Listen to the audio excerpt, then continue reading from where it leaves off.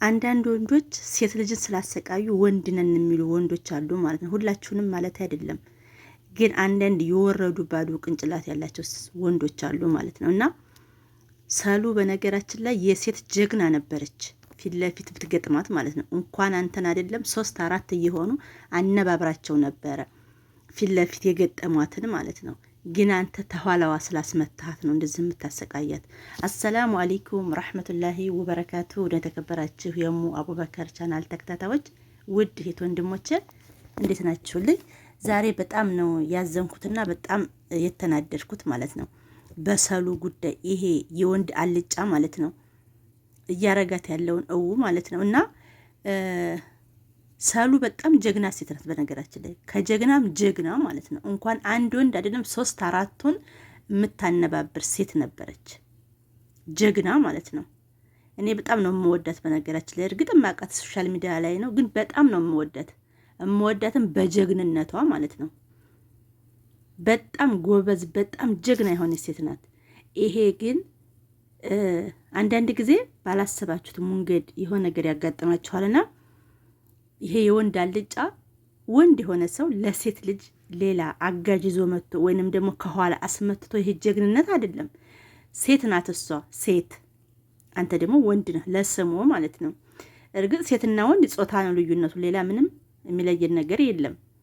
ወንድ ሆኖም የወንድ አልጫ አለ፣ ወንድ ሆኖ ደግሞ ጀግና አለ፣ ሴቱናም ጀግና አለች፣ እንደዛው ማለት ነው። እና እዚህ ጋር ይሄ ልጅ ያደረገው ነገር እርግጥ መነሻቸውን ባናቅም ተጣሉ። እሱም ብሬን በላይ በማለት ጠራት፣ ሄደች። ፊት ለፊት ስትገጥመው እሱ ግን ከኋላ ነው ያስመታት ቅንጭላቷን ማለት ነው።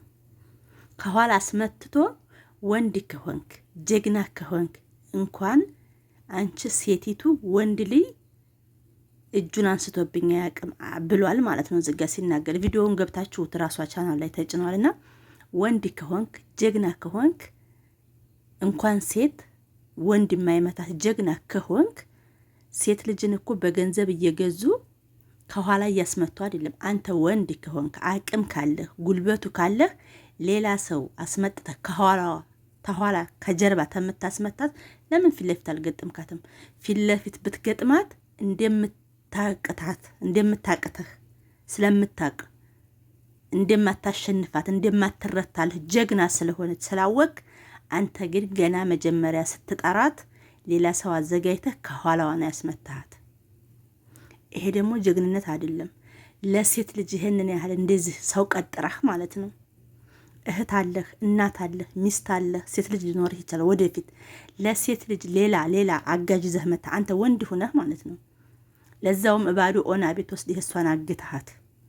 ሰሉን ልቀቃት እንጂ ብቻዋን ብታገኝህ እንደዚህ ሱሪህን አስወልቃ ነው በቁጭ ብለህ የምታሸናህ ማለት ነው። ሱሪህን አስወልቃ አላወካትም ልጅቷን። አንተ ግን አባሪ ይዘህ ለዛውም 2-3 ሆነ ብትመጣ አትፈራህም ነበር። እሷ ጭራሽ አትፈራህም። ጀግና ናት ማለት ነው። በጣም ጀግና ናት ሰሉ። እኔ በጣም ነው የምወዳት፣ በጣም ነው የማደንቃት ማለት ነው። እንደናንተ አልጫ የሆኑ ወንዶችን እየያዘች አናታቸውን ትላለናለች ማለት ነው። እንደናንተ ፈሳም የሆኑ ወንዶችን እንዳንተ አይነቶችን ማለት ሁሉንም ወንዶች ማለት አይደለም፣ ያንተ አይነቶችን ወንዶች እየያዘች ቅንጭላታቸው ነው ሱራቸውን አስወልቃ ታሸናቸው ነበረ። ግንባር ለግንባር ብትገጥሟት ማለት ነው። ግን እንደምታሸንፋችሁ ስለምታውቁ ፊት ለፊት አትገጥሟትም፣ ከጀርባዋ ነው የምታጣቋት ማለት ነው። ብዙ ወንዶች ከአንድ አይሉ ስንት ጊዜ ኪያ እንኳን የታገተ ጊዜ እነ ሶል ኧረ ስንቶቹ ብዙዎቹ እዛ ጋር ትሸነፉ። እሷ ሴቲቱ ናት አናቱን ብላ የተከለችው ማለት ነው። ጀግና ስለሆነች ለዛም ጉልበቷን ስላወቃችሁ። እርግጥ ፈጣሪ ነው ጉልበቱን የሚሰጠው፣ ፈጣሪ ይስጣት አሁንም ጨምሮ ጀግንነቱንም ጉልበቱንም እሱ ይገዛት።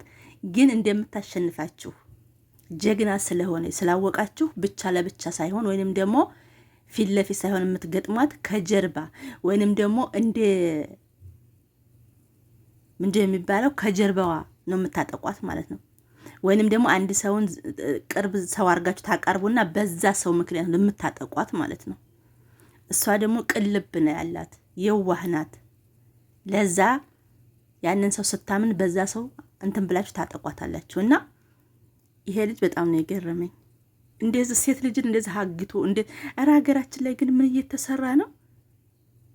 እኔ በጣም ነው የሚገርመኝ እኮ በገዛ ገንዘቧ በገዛ ብሯን በልተህ በዛ ላይም ደግሞ እሷን ወስደህ አግተህ እንደዚህ ማሰቃየት ምን ይሉታል? አንድ ሰው እኮ ከሌለው ተነጋግሮ መፍታት ይቻላል። ሰሉ ቀን ስጭኝ፣ እንደዚህ ነው ከስረህም ከሆነ እንደዚህ ኩኔ ነውና ቀን ስጭኝ ማለት መቻል እያለ እንደዚህ እሷን ከጀርባ አስመትተህ ኦና ቤት እሷን እንደዚህ አስረህ አስቀምጠህ አንተ ቤት ክዴት ትተኛለህ። ደህና እንቅልፍን ፈጣሪ ያጥፋውና ማለት ነው። እንደናንተ ባሉ አንዳንድ ሆዳም ወንዶች፣ አንዳንድ ሆዳም ሰዎች ነው ሀገራችን ራሱ እየተበጠበጠች ያለችው። የዋሁ ህዝብ ሰርቶ መብለያ ያጣው ማለት ነው። በአንዳንድ ራስ ወዳጅ ሰዎች ማለት ነው። እርግጥ ሁሉም ሰው አይደለም። መልካም ወንዶች አሉ፣ መልካም ሴቶችም አሉ። በዛው ልክ ደግሞ ለሆዱና ለራሱ ብቻ የሚገዛ አለ፣ እንደዛው ማለት ነው። ብቻ የራሱን ስሜት እንጂ ለሰው ምንም ቅንጣት ያህል የማይጨነቅ ሰው አለ። ራስ ወዳጅ ሆዳም፣ ለሆዱ አዳሪ ማለት ነው።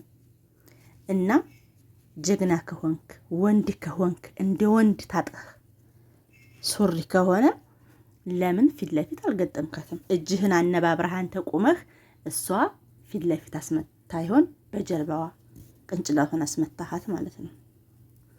ያ ደግሞ ዋጋ ያስከፍልሃል። ሰሉ ካንተ ጋር ትውጣ እንጂ እንደማትለቅህ ነው። እንደማትለቅህ ሱሪህን አስወልቅ እርቃትህን ነው በአደባባይ መልቀቅ ያለባት። የሆኑ ልጆችን እንደዛ አርጋ ያለ ልክ እንደነዛ ልጆች ሱሪህን አስወልቃ እንደዛ አስጎንብሳ ማለት ነው ቂጥህን እያስላሰች ነበረ እምትለቅህ ማለት ነው።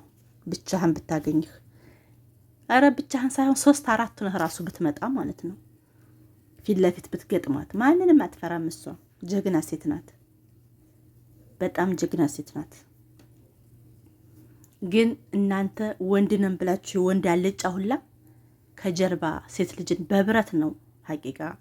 ቪዲዮውን ራሷ ቻናል ላይ ገብታችሁ ብታወት እሱና እሷ ትጋጠሙ ከኋላዋ መጥቶ ነው አናቷን ያላት ማለት ነው።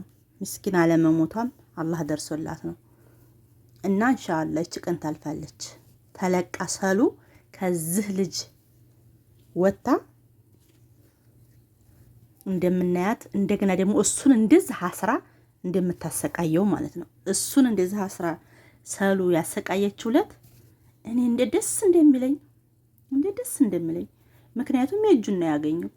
እንደነዚህ ያሉ ወንዶች መቀጣት አለባቸው። እንደውም ቢታወቁ እንደነዚህ ሆዳም ለሴት ልጅ ጠንክ የሚሆኑ ወንዶች ተሰብስበው አንድ ቤት ይታጎሩና ጋዝ ይከፈከፈባቸውና ክብርት መለኮስ።